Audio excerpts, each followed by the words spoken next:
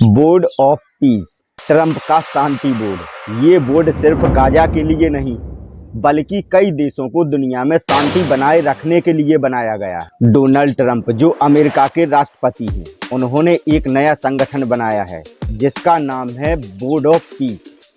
ये बोर्ड का काम है मिडिल ईस्ट के युद्धों को स्थिर करना, गाजा में संघर्ष रोकने और पुनर्निर्माण को देखना, भविष्य में संघर्षों को शांत करना।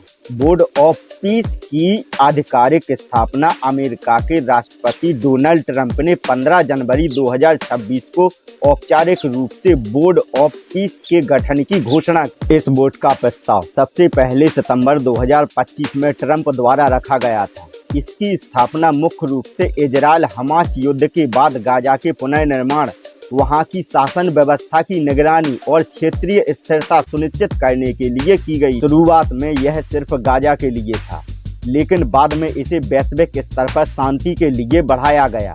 यानी इसे सिर्फ एक बोर्ड मत सोचो, यह एक बड़ी अंतर्राष्ट्रीय पहल हो सकती है जो दुनिया भर में शांति बनाने की कोशिश करेगा। कौन कौन से देश बुलाए जा रहे हैं? ट्रंप ने दुनिया के करीब 60 देशों को आमंत्रण दिया। इसमें शामिल भारत, पाकिस्तान, रूस, चाइना, तुर्की, कतर, मिस्र, अर्जेंटीना और कई देश शामिल हैं। कुछ देशों ने तो पहले ही कहा कि वे शामिल होंगे, जैसे पाकिस्तान ने कहा कि वह शामिल होगा। इजराइल के प्रधानमंत्री ने भी बताया कि वे विचार कर रहे, और कुछ देशों ने अभी कुछ कहा भी नहीं या ठुकरा दिया। फ्रांस, स्वीडन, नॉर्वे जैसे यूरोपीय देश इसमें शामिल नहीं होना चाहते। अब सदस्य के लिए क्या शर्तें हैं? अगर कोई देश चाहते हैं कि वे स्थायी सदस्य बने तो उन्हें लगभग $1 अरब मतलब पैसा देने वाला देश स्थायी सदस्य बन सकता है। बोर्ड का ढांचा कैसा रहेगा? ट्रंप खुद इस बोर्ड के अध्यक्ष चेयरमैन होंगे। इस बोर्ड में कई देशों के नेतृत्व शामिल होंगे। इसे धीरे धीरे दुनिया में शांति बनाए रखने वाला संगठन बनाने की कोशिश है। पर सवाल उठ रहे हैं कि क्या वह यूएन से अलग है?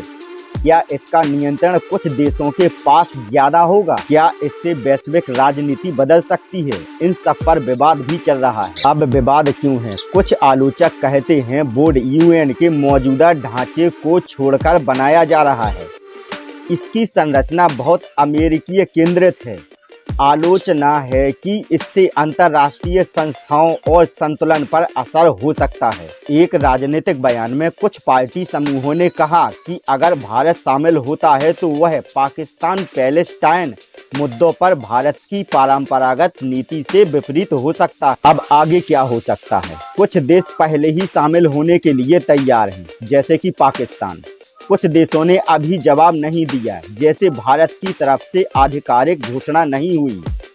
कुछ देशों ने इनकार या नजरअंदाज किया है, जैसे फ्रांस, स्वीडन। इनका मतलब यह है कि बोर्ड स्थिर हो सकता है, लेकिन इसे बिना यूएन भागीदारी या सभी देशों की सहमति के बनाना विवादित है।